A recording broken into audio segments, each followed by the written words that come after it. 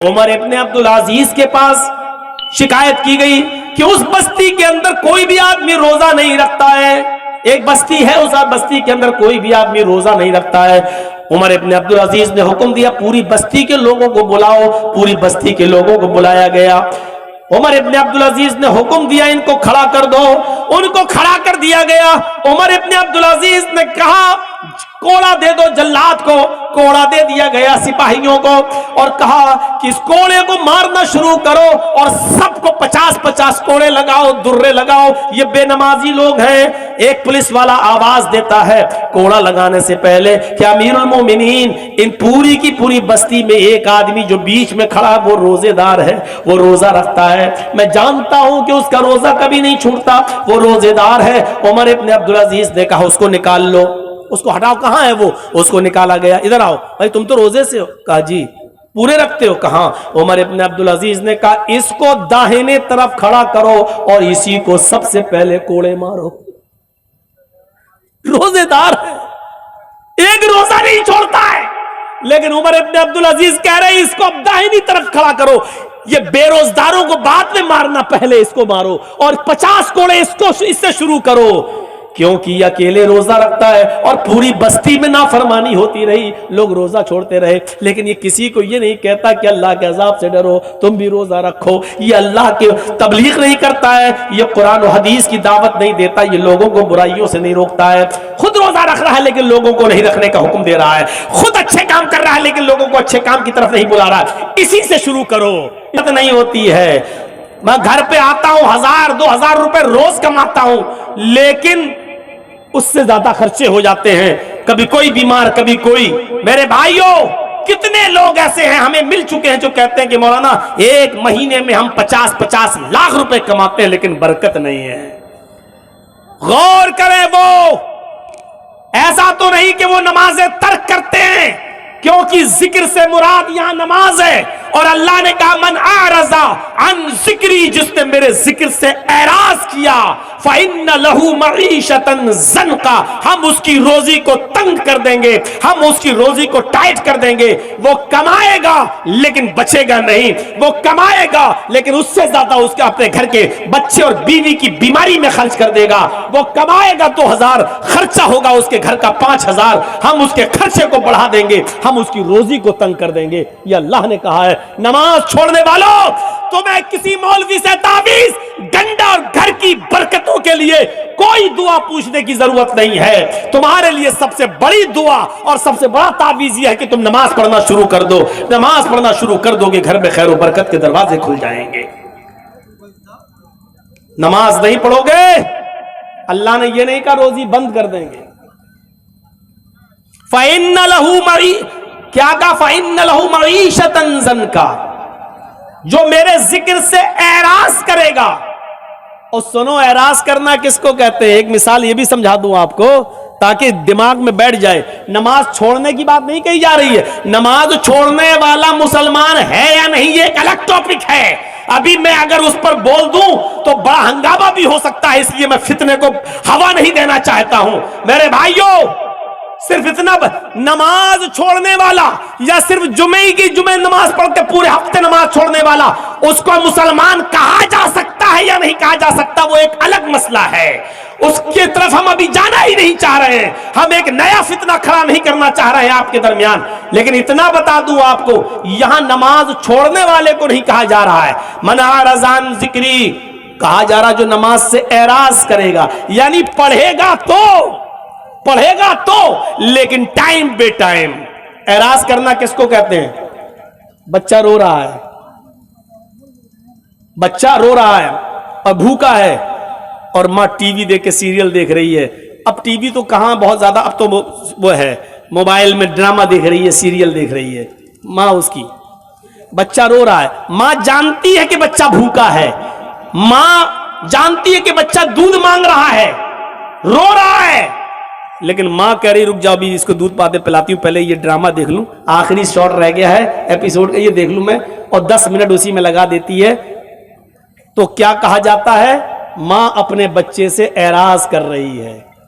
اب جب 10 منٹ پورا ہو گیا، ڈرامہ ختم ہو گیا، ناٹک ختم ہو گیا، اب ماں گئی بچے کو اٹھایا اور اس نے اپنے پستان سے لگایا، دودھ پلایا۔ ماں نے دودھ تو پلایا ہے لیکن پھر بھی بچے سے روگردانی کی ہے۔ اس کو جب بچے کو دودھ پلانا تھا تب نہیں پلایا، اس نے ناٹک جب تک پورا نہیں دیکھ لیا تب تک اس نے بچے کو دودھ نہیں پلایا۔ تو کیا کہا جائے گا؟ ماں نے اعراض کیا بچے سے، ماں نے روگردانی کی بچے سے، ماں نے بچے سے منہ پھیرا، یعنی ناٹک میں اتنی منہمک ہو گئی کہ بچے کو بھول گئی، حالانکہ دودھ پلایا۔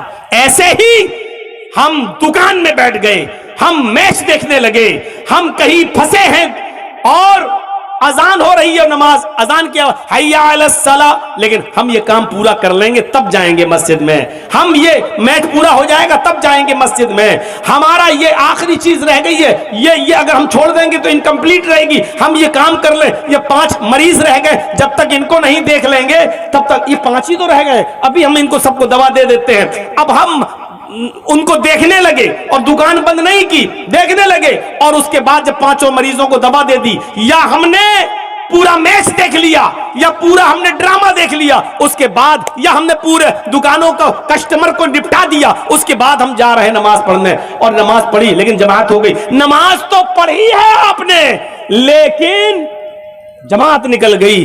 جس وقت حی علی الصلاۃ کہا جا رہا تھا اس وقت آپ نہیں گئے۔ ایک کسٹمر ہے میری دکان پہ، مانگ رہا بھائی 5 کلو گھی دے دو یا 2 کلو تیل دے دو، حی علی الصلاۃ کی آواز آئی، اسی وقت چھوڑ دو آپ۔ اب آپ سوچو گے یار 5 کلو گھی لے لے گا تو 1 کلو گھی پر اگر ہم کو 20 روپے بچ رہے ہیں تو 5 کلو پر 100 روپے، چلو تولنے والے میں لگا دیا۔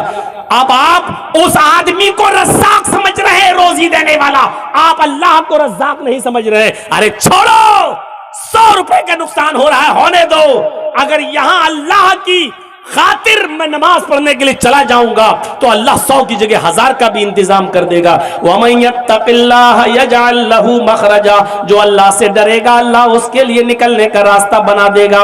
وَيَرْزُقْهُ مِنْ حَيْثُ لَا يَحْتَسِبُ، اور ایسی جگہ سے اس کو روزی دے گا جہاں سے اس کو وہم و گمان بھی نہیں ہوگا، اس نے سوچا بھی نہیں ہوگا کہ ہمیں یہاں سے روزی مل جائے۔ یہ ہے نماز سے اعراض کرنے کا مطلب نماز پڑھ تو رہے ہیں لیکن جس وقت پڑھنا چاہیے اس وقت نہیں پڑھ رہے ہیں۔ 5 مریضوں کو نپٹانے کے بعد پڑھیں گے صاحب، 5 کسٹمر کو نپٹانے کے بعد پڑھیں گے، 2 اوور رہ گئے پورا ہو جائے تب جائیں گے۔ یہ کھیل ہم کھیل رہے ہیں، پب جی کھیل رہے ہیں، فلاں کھیل رہے ہیں، جب تک یہ پورا نہیں ہو جائے گا تب تک نہیں۔ اب آپ نماز سے اعراض کر رہے ہیں، اللہ نے اعراض کرنے والوں سے کہا، چھوڑنے والوں سے نہیں۔ چھوڑنے والوں کا انجام کیا ہوگا وہ تو اللہ ہی بہتر جانے، ہم بتا ہی نہیں سکتے کہ نماز چھوڑنے والوں کی سزا کیا ہوگی جہنم کے اندر۔ ہم اعراض کرنے والے ان کے بارے میں بتلا رہے ہیں جو پڑھتے ہیں لیکن ٹائم بے ٹائم ٹال مٹول کر ہیں، ان کے بارے میں بتا رہے ہیں۔ وَمَنْ أَعْرَضَ عَنْ ذِكْرِي فَإِنَّ لَهُ مَعِيشَةً ضَنْكًا، جو میرے ذکر سے نماز سے اعراض کرے گا ہم اس کی روزی کو تنگ کر دیں گے۔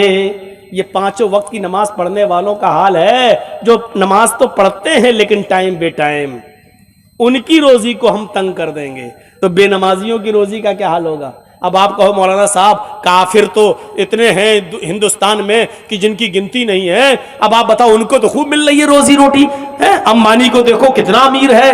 میرے بھائیوں، اللہ کے نبی نے ان کے بارے میں تو کہہ دیا ہے، الدنیا سجن المومن، ارے دنیا مومن کے لیے جیل خانہ ہے اور دنیا کافروں کے لیے جنت، وہ جنت الکافر، ان کافروں کے لیے دنیا میں یہ ساری کی ساری چیزیں ہیں، کیونکہ آخرت میں اللہ نے ان کو سب کو محروم کر دیا ہے، وہ آخرت میں ان تمام نعمتوں سے محروم ہے۔ تو کافروں کا حال دیکھ کر یہ اندازہ مت لگاؤ کہ یہ بھی تو نماز نہیں پڑھتے، ان کو تو خوب روزی مل رہی ہے۔ ارے ان کو اس لیے مل رہی ہے کیونکہ ان کو آخرت میں کچھ نہیں ملے گا، ان کو جنت میں ان کا کوئی حصہ نہیں ہے۔ تو میرے بھائیوں، ان کی مثالیں مت دیا کیجئے، جو بات بھی میں کہہ رہا ہوں قرآن اور حدیث کے دائرے میں کہہ رہا ہوں، کافروں کی مثال مت دیجئے، اپنی مثال دیجئے۔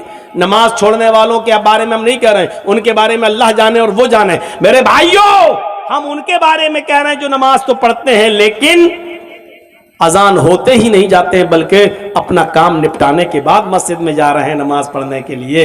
اذان اس لیے تھوڑی ہے کہ اپنا کام نپٹا لو، اذان کا مطلب حی علی الصلاۃ، آؤ نماز کی طرف، حی علی الصلاۃ، آؤ اللہ کی عبادت کی طرف، حی علی الفلاح، آؤ کامیابی کی طرف، आओ कामयाबी की तरफ, आओ फलाह बहबूदगी की तरफ। अगर तुम्हें अल्लाह की इबादत करना है तो कामयाबी मिलेगी। कामयाबी और फलाह बहबूदगी अल्लाह की इबादत और नमाज से जुड़ी हुई चीज है। नमाज पढ़ोगे तो कामयाब रहोगे, नमाज छोड़ोगे तो नाकाम रहोगे। इसलिए कोई भी मुल्ला, मौलवी, कछ मुल्ला अगर ये कहता है कि मेरे पास चले जाओ, हम तुम्हारे घर में खैर बरकत की और तुम्हारे दुकान में खैर बरकत का ताबीज देते हैं, दुआ दे देते हैं, वो झूठा है, वो मक्कार है, वो फरेबी है, वो आपको धोखा दे रहा है। मेरे भाइयों, अगर दुआओं से रोजी रोटी की बरकतें होने लगे तो मोहम्मद रसूलुल्लाह कभी अपने पेट पे पत्थर नहीं बांधते, कभी 2-2 महीना नबी के घर में चूल्हा बन रही होता। हजरत आयशा फरमाती है कि 2-2 महीने हमारे घर में चूल्हा नहीं जलता था। क्या अल्लाह के रसूल को दुआएं मालूम नहीं थी? ये कठमुल्ला तुम्हें ताबीज दे रहा है, 50 रुपए का और 51 रुपए का ले जाओ और तुम्हारे घर में खैर बरकत होगी। अरे तू अपने घर में खैर बरकत कर लेना। कुछ लोग रास्ते में तोते लेके बैठे रहते, भविष्य बताता है वो तोता पर्ची निकाल के, और खुद तोते वाले को मालूम नहीं कि मेरा भविष्य क्या है। तू बता, तू कब तक इस तोते से पर्चे निकलवाता रहेगा और लोगों से 5 रुपए और 10 रुपए भविष्य बताने का लेता रहेगा? अरे तेरे घर में बिल्डिंग कब बनेगी और तेरे घर में 5 मंजिला इमारत कब तैयार होगी, वो तोते वाला भी नहीं जानता है। ये हाल आज कठमुल्लाओं का है। एक साहब गए, लड़का था नौजवान, कहने लगा मौलाना साहब दिल की बात है। अरे हम दिल का ही तो मामला हल करते हैं। का क्या बात है? कहाँ एक लड़की से प्यार हो चुका है, लड़की तैयार नहीं होती है, एक तरफा मोहब्बत है, शादी मेरी लड़की भी तैयार है लेकिन लड़की का बाप तैयार नहीं है। अरे क्या बात करते हो, ये तावीज मैं दे रहा हूं, ले लो, गले में डालकर सीधे लड़की के बाप के सामने आ जाना। लड़की का बाप अपनी बेटी को लेके खुद तेरे घर पे आएगा, लेकिन तुम्हें बेटी का नाम लड़की का और लड़की के बाप का नाम बताना पड़ेगा, क्योंकि ताबीज में लिखा जाता है। अब लड़का फंस गया बेचारा। अब बड़ी मुश्किल से बताया कि हाँ उसका नाम है मरियम। ठीक है, उसके बाप का नाम? तो बाप का नाम मत पूछो तो अच्छा है, नहीं साहब बताओ। तो उसने कहा कि वो आप ही की बेटी है, आप अपना नाम डाल दीजिए। कमीने, सुअर, उठाया जूता तो मेरी बेटी से है? भाई जब दीन का काम था, जायज काम था, तो ताबीज क्यों नहीं दिया? और जब अपना नाम सुना कि मेरी बेटी से ये प्यार कर रहा तो तू जूता चप्पल उठा रहा है। इसका मतलब जो चीज तू अपने लिए पसंद नहीं कर रहा है, फिर दूसरों की बहन बेटी के लिए कैसे तू ताबीज दे रहा है? कहां की शरीयत है ये? कहां का मामला है? ऐसे पाखंडियों से होशियार रहना। घर की खैर बरकत चाहते हो तो 5 वक्त की नमाज पढ़ोगे, और नमाज पढ़ोगे तो उसमें अपने आप ये दुआ मांगोगे। जब एक सजदा करके उठोगे ना, सुभान रब्बी अलाला, सुभान रब्बी अलाला, सुभान रब्बी अलाला, अल्लाहु अकबर। अब आप बैठे हो, दूसरा सजदा करोगे, दूसरे सजदे से पहले बैठकर क्या दुआ पढ़नी पड़ती है? 2 मरतबा पढ़िए, रब्बे गुफिरली, रब्बे गुफिरली। बहुत आसान है। और एक और दुआ आती है, वो दुआ भी बहुत से लोग पढ़ते हैं, अल्लाहुम्मा ग़फ़िरली वरहमनी वहदनी वआफ़िनी वरज़ुक़नी। क्या दुआ है? अल्लाहुम्मा ग़फ़िरली, अल्लाह मेरी मग़फ़िरत फरमा, वरहमनी मेरे ऊपर रहम फरमा, वहदनी मुझे हिदायत दे, वहदनी मुझे हिदायत दे, वआफ़िनी और मुझे सेहत व आफ़ियत नवाज, वरज़ुक़नी और मुझे रिज़्क़ हलाल अता फरमा। 5 वक्त की नमाज जब मुसलमान मस्जिद में आकर पढ़ेगा, और 5 वक्त की नमाज में एक रकात में 2 सजदे होते हैं, एक मरतबा उसको हर रकात में ये दुआ मांगना पड़ती है, वरज़ुक़नी मुझे रिज़्क़ अता फरमा। अगर उसने ज़ोहर की 10 रकात पढ़ी तो 10 मरतबा कहा वरज़ुक़नी। अगर उसने असर की 4 सुन्नत 4 फर्ज पढ़ी तो 8 मरतबा कहा वरज़ुक़नी। उसने मगरिब की 5 रकात पढ़ी तो 5 मरतबा कहा उसने वरज़ुक़नी। ईशा की कम से कम उसने 7 रकातें पढ़ी, 4 फर्ज 2 सुन्नत 1 वितर, तो 7 मरतबा उसने कहा वरज़ुक़नी। मेरे भाइयों गौर करो कि एक दिन में कितनी मरतबा वो अल्लाह से कह रहा है कि अल्लाह मुझे रिज़्क़ अता फरमा, अल्लाह मुझे बरकत वाला रिज़्क़ दे, अल्लाह मेरी रोजी रोटी में इजाफा दे, यानी अल्लाह मेरे कारोबार में बरकत अता फरमा। नमाज पढ़ोगे तो मिलेगी ये बरकत। तो ये तीसरी चीज थी, वला ततरुकन्ना सलातन मक्तूबतन मुतअम्मिदन फइन्न मन तरका सलातन मक्तूबतन मुतअम्मिदन फकत बरियत मिनहु जिम्मतुल्लाह। जो शख्स फर्ज नमाज को कसदन जानबूझकर छोड़ देता है, फकत बरियत मिनहु जिम्मतुल्लाह, तो अल्लाह की कोई जिम्मेदारी उसके ऊपर नहीं रहती है, नहीं मर्रा मरे कटता कटे। तो ये तीन चीजें मेरी आपके सामने। अब हर मुसलमान गौर करे कि वो शिर्क से कितना बचता है, माँ बाप का कितना बड़ा फरमा बरदार है और नमाजों का कितना बड़ा पाबंद है। क्या इस्लाम के अंदर वो पूरे के पूरे दाखिल है या नहीं है? आइए जरा लगे हाथ चौथी चीज की तरफ भी इशारा कर देता हूं, और चौथी चीज भी बड़ी हसास चीज है, हमारे मुआशरे में नासूर की तरह फैली हुई है। अल्लाह के नबी सल्लल्लाहु अलैहि वसल्लम फरमाते हैं, ऐ मास चौथी चीज पर गौर करो, वला तशरबन खमरन फइन्नहु रासु कुल्ल फाहिशतिन। ऐ मास कभी भी किसी भी हाल में शराब मत पीना, इसलिए कि वो हर बुराई की जड़ है।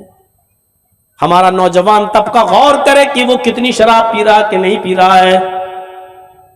और मेरे भाइयों माफ करना, बहुत ही मौजरत के साथ, हम शराब सिर्फ पीने वाली चीज ही को नहीं समझते हैं। शराब सिर्फ पीने वाली चीज ही नहीं होती है, हम हर नशे वाली चीज को उसमें शामिल समझते हैं।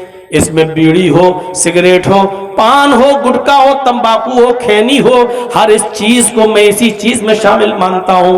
इसलिए अल्लाह के नबी सल्लल्लाहु अलैहि वसल्लम ने इन तमाम चीजों के इस्तेमाल को हराम करार दिया है।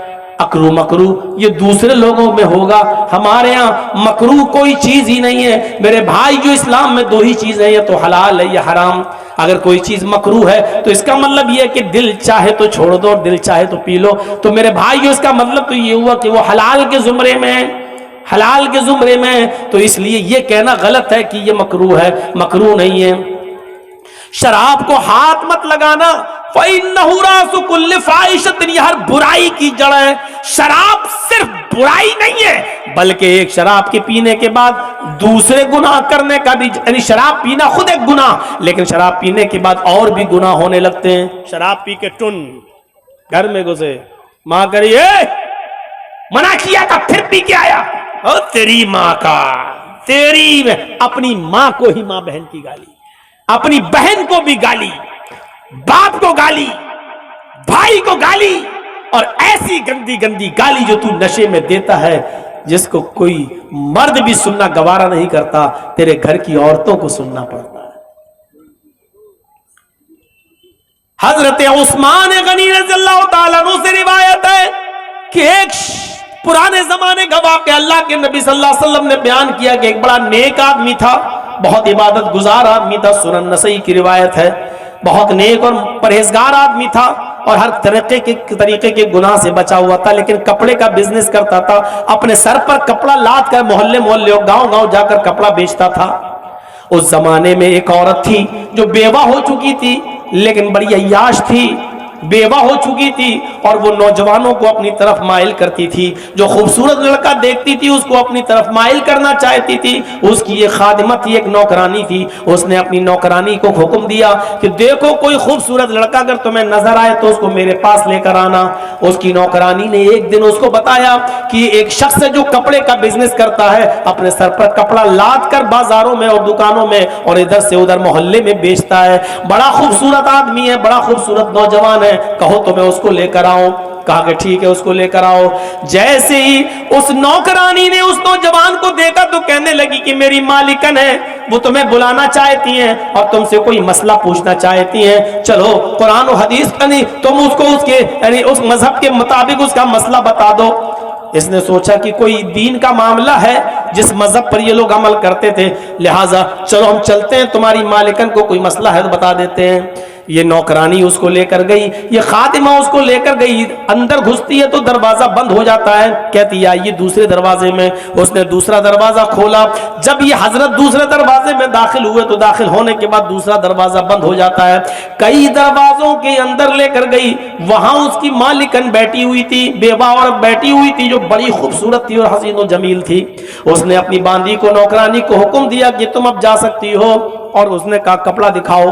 वो बेवा औरत इनसे कहने लगी मुझे कोई मसला नहीं पूछना है, مجھے صرف آپ سے کپڑا دیکھنا ہے. وہ اپنا کپڑا دکھانے لگے, یہ دیکھو, یہ دیکھو, یہ اتنے میٹر, یہ اتنے گج, یہ اتنے گج, سب کپڑا دکھانے لگے. لیکن وہ کہنے لگی کہ مجھے کپڑا بھی نہیں دیکھنا ہے. او دنو منی, تم میرے قریب آ جاؤ, میں تم سے ملنا چاہتی ہوں, مجھے تم سے آج تلذذ ہے, یعنی لذت حاصل کرنا ہے. آؤ میرے ساتھ, آؤ زنا کرو میرے ساتھ, ہم بستری کرو. انہوں نے کہا معاذ اللہ, اللہ کی پناہ, یہ چیز حرام ہے. اس عورت نے ان کو چاروں طرف سے گھیر لیا. کہا کہ تم نہیں جانتے, دامن میں پھنس چکے ہو, نکلو گے تو تمہاری نیکی پر اور تمہاری امانت داری پر دھبا لگے گا. ایسا شور کروں گی کہ میرے شور سے پورا محلہ جاگ جائے گا.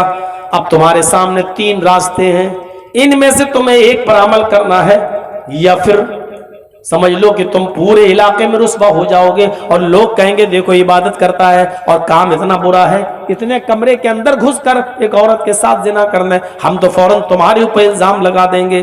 یہ چاروں طرف سے بیچارہ نیک آدمی پھنس چکا ہے بری طریقے سے. کہتا ہے کہ اچھا میرے سامنے آپشن کیا ہے. اس نے ایک اور کمرے کے اندر لے گئی. سنیے میرے بھائیو, حدیث کا واقعہ ہے. وہ ایک اور کمرے میں لے گئی. وہاں کیا دیکھتے ہیں یہ حضرت کہ ایک خوبصورت نوجوان, ایک خوبصورت چھوٹا سا بچہ بیٹھا ہوا ہے جس کی عمر 6-7 سال کی ہے.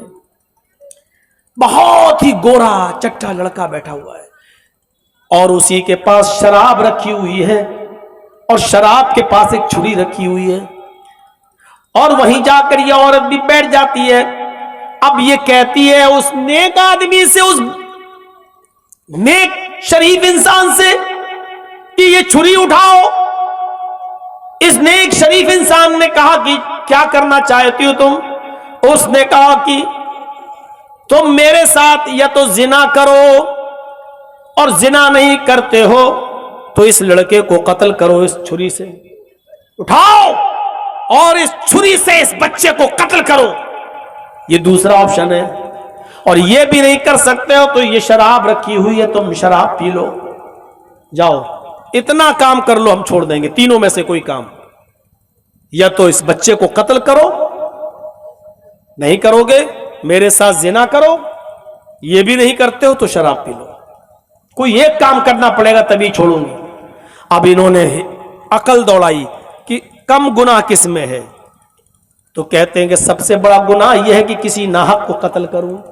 اس بچے نے کیا بگاڑا بیچارے کو, تو سب سے بڑا گناہ یہ ہے کہ میں قتل کروں, نہیں کر سکتا. اس سے چھوٹا گناہ یہ ہے کہ میں اس کے ساتھ زنا کروں. قتل کے بعد سب سے بڑا گناہ زنا, تو میں قتل بھی نہیں کر سکتا اور اس عورت کے ساتھ زنا بھی نہیں کر سکتا. مجبوری ہے, اپنی جان بچانا ہے, تو چلو شراب پی لیتے ہیں, بعد میں اللہ سے توبہ کر لیں گے کہ اللہ مجھے معاف کر دے گا. کم سے کم یہ کم گناہ تو ہے, چھوٹا گناہ تو ہے, قتل اور زنا سے کم تو ہے. ان کی عقل کام نہیں کی, اور انہوں نے اس شراب کو اٹھایا اور پوری کی پوری بوتل آنکھ بند کر کے پی گئے. جب پوری کی پوری بوتل آنکھ بند کر کے پی گئے تو اب ان کو نشہ آیا, اور نشے میں جب ان کا سر فطور میں پڑ گیا تو اس عورت نے چھری اس کے ہاتھ میں دے دی. اس آدمی نے, نیک و شریف انسان نے چھری بھی پکڑ لی اور کہا اس بیٹے کو, اس لڑکے کو قتل کرو. وہ آدمی اب نشے میں اتنا چور تھا کہ وہ اٹھا اور اس نے اس بچے کے پیٹ میں چاقو مارا, اس کی گردن پر بھی چاقو مارا اور اس بچے کو بھی قتل کر دیا. اور اس کے بعد اس نے, عورت نے ان کو پکڑ کے اپنے اوپر سوار کر لیا, اور شراب کے نشے میں تو تھے ہی, کپڑے اس عورت نے خود اتار دیے, اور اس آدمی نے شراب کے نشے میں اس عورت کے ساتھ زنا بھی کر لیا. میرے پیارے ساتھیوں, اس کے بعد میں میرے اندازہ لگائیے کہ ابھی تو ایک گناہ کروایا جا رہا تھا, اب اس نے 3 گناہ کر لیے. یعنی بچے کو قتل بھی کر دیا, عورت سے زنا بھی کر لیا, اور شراب بھی پی لی. بہرحال شراب, یہ پورے کام کرنے کے بعد ان کو نکال دیا گیا, گھر سے باہر کر دیا گیا, اور بالآخر وہ پکڑے گئے اور ان کو گرفتار کر لیا گیا, اور پھر ان کے اوپر اس قانون کے مطابق مقدمہ چلا. میں کہنا یہ چاہتا ہوں کہ ایک گناہ کروایا جا رہا تھا, لیکن شراب پینے کے بعد وہ 3 گناہ کر بیٹھے, یہ سوچ کر کہ یہ سب سے کم گناہ ہے, ان دونوں گناہوں سے کم گناہ ہے. اور جیسے انہوں نے شراب پی تو شراب کے نشے میں وہ بھول گئے کہ نیکی کیا برائی کیا ہے, انہوں نے قتل کو بھی معمولی سمجھا اور انہوں نے زنا کو بھی معمولی سمجھا۔ اللہ کے نبی فرماتے ہیں اے معاذ لا تشربن خمرا فإنه راس كل فاحشہ، اے معاذ کبھی بھی شراب مت پینا، اس لیے کہ شراب تمام برائیوں کی جڑ ہے، شراب پیو گے تو ہر قسم کا گناہ تم کرو گے۔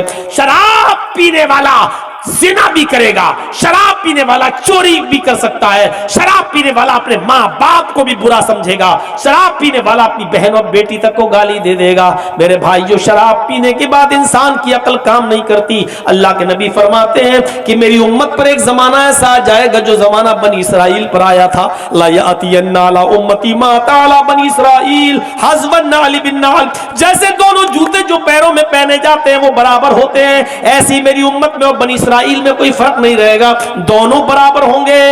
یہاں تک کہ بنی اسرائیل میں حتی ان کان منہم من أتى علی امہ علانیۃ، یہاں تک کہ قوم بنی اسرائیل میں سے کوئی شخص اپنی ماں کے ساتھ زنا کیا ہوگا، اپنی ماں کے ساتھ اس نے منہ کالا کیا ہوگا سرعام سب کے سامنے، تو میری امت پر بھی قیامت اس وقت تک نہیں آئے گی جب تک کہ مسلمانوں میں بھی ایسے لوگ پیدا نہ ہو جائیں جو اپنی ماں کے ساتھ زنا کریں، وہ بھی چوراہے پر، وہ بھی سرعام سب کے سامنے۔ جب تک یہ مسلمان اپنی ماں بہن بیٹی کے ساتھ چوراہے پر سب کے سامنے زنا نہیں کرے گا قیامت نہیں آئے گی۔ میرے بھائیو یہ ماں بہن اور بیٹی کے ساتھ ایک نوجوان زنا کرے گا، یہاں تک پہنچانے والی چیز ہوگی شراب۔ یہی شراب کا نشہ ایک دن نوجوان کو اس کی ماں بہن اور بیٹی کے ساتھ زنا کرنے پر مجبور کر دے گا اور کہے گا میرا تو عقل ہی کام نہیں کر رہی تھی، میرا تو دماغ ہی کام نہیں کر رہا تھا۔ میرے بھائیو قیامت کی نشانیوں میں سے ایک نشانی یہ ہے کہ نوجوان اپنی ماں اور بہن اور بیٹی کے ساتھ زنا کریں گے۔ مراد آباد کا ایک واقعہ میں آج سے 13-14 سال پرانا بتاتا ہوں کہ وہاں ایک لڑکی بیچاری نوجوان بیٹی نوجوان لڑکی کی شادی ایک بوڑھے آدمی سے کرائی گئی۔ جب ریزن پوچھا گیا تو پتہ یہ چلا کہ اس کنواری لڑکی سے اس کے باپ نے زنا کر لیا تھا، اس کے باپ نے زنا کر لیا تھا اور اس لڑکی کے پستان سے دودھ آنا شروع ہو گیا تھا۔ جب وہاں کے علاقے کی عورتوں کو پتا چلا تو جب اس کو زبردستی پوچھا گیا کہ بتا مجرم کون ہے، یہ تیرے ساتھ یہ حرکت کس نے کی ہے، تو اس نے روتے ہوئے داستان سناتے ہوئے اپنے باپ کا نام لیا۔ میرے بھائیو غور کرو، اب یہ دن آ چکے ہیں کہ باپ اپنی بیٹی کے ساتھ زنا کرنے لگا، بھائی اپنی بہن کے ساتھ بھی منہ کالا کرنے میں تھک نہیں رہا ہے۔ اب موبائلوں میں اور یوٹیوب پر اور اس سے بھی گھناؤنے سافٹ ویئر آ چکے ہیں، ان میں جا کر جب آپ ڈیپلی گھسو گے، جب شہوت جاگے گی اور شہوت کو پورا کرنے کا کوئی انتظام نہیں ہوگا تو انسان اپنی ماں اور بہنوں بیٹیوں کے ساتھ بھی زنا کرے گا، جانوروں کے ساتھ بھی زنا کرے گا۔ یہ سب قیامت کی نشانیاں شروع ہو چکی ہیں۔ میرے بھائیوں ہمیں اور آپ کو معاشرے کی اصلاح کرنا ہے تو شراب نوشی سے توبہ کرنا ہے۔ یہ 4 چیزیں ہی میں بتا سکا، 10 چیزیں میری تھیں لیکن 10 چیزوں پر میں نہیں چل پاؤں گا، اور 5ویں چیز اتنا بتا دوں کہ ایاک والمعصیہ فإن بالمعصیۃ حل سخط اللہ، اللہ کی نافرمانی کا کوئی کام مت کرنا۔ جس بستی میں اللہ کی نافرمانی ہوتی ہے اللہ کا عذاب اس بستی پر حلال ہو جاتا ہے۔ اللہ کی نافرمانی مت کرنا۔ دیکھ لیجئے آپ کے گاؤں میں کتنی اللہ کی نافرمانی ہو رہی ہے۔ اگر آپ کے گاؤں میں آرکیسٹرا آتی ہو اور ڈانس کرتی ہو اور پورے گاؤں میں کوئی آدمی آرکیسٹرا کو ڈانس کرنے سے روکنے والا نہ ہو تو سمجھ لو اس گاؤں کے اندر عذاب آنے والا ہے۔ اگر شراب نوشی عام ہے اور کوئی شرابیوں کو شراب پینے سے منع نہیں کر رہا ہے تو سمجھ لو اس بستی پر اللہ کا عذاب حلال ہو چکا ہے۔ اگر بستی میں اکثر لوگ بے نمازی ہیں اور مسجدوں میں 4-5-10 آدمی آ رہے ہیں تو سمجھ لو کہ اللہ کی نافرمانی کا اس بستی میں ہو رہی ہے، اللہ کا عذاب اس بستی کے اوپر حلال ہو چکا ہے۔ اگر بستی کے اندر جوا کھیلا جا رہا ہے لیکن کسی کو روکنے کی ہمت نہیں ہے اور منع کرنے کی ہمت نہیں ہے تو سمجھ لو کہ اس بستی کے اوپر اللہ کا عذاب حلال ہو چکا ہے۔ جب اللہ کا عذاب آئے گا تو نیک لوگ بھی پیسے جائیں گے اور برے لوگ بھی۔ جب چکی میں گیہوں پیسا جاتا ہے تو اس کے ساتھ گھن بھی پیس جاتا ہے۔ جب اللہ کا عذاب کسی بستی میں آتا ہے تو بروں کے ساتھ اچھے لوگ بھی پیس دیے جاتے ہیں۔ ہاں یہ الگ بات ہے کہ اچھے لوگوں کو قیامت کے دن ان کی نیتوں اور ان کے اچھے عمل کی وجہ سے اٹھا کر جنت میں داخل کر دیا جائے گا، لیکن اللہ کے عذاب میں وہ بھی پیسے جائیں گے، وہ بھی پیسے جائیں گے۔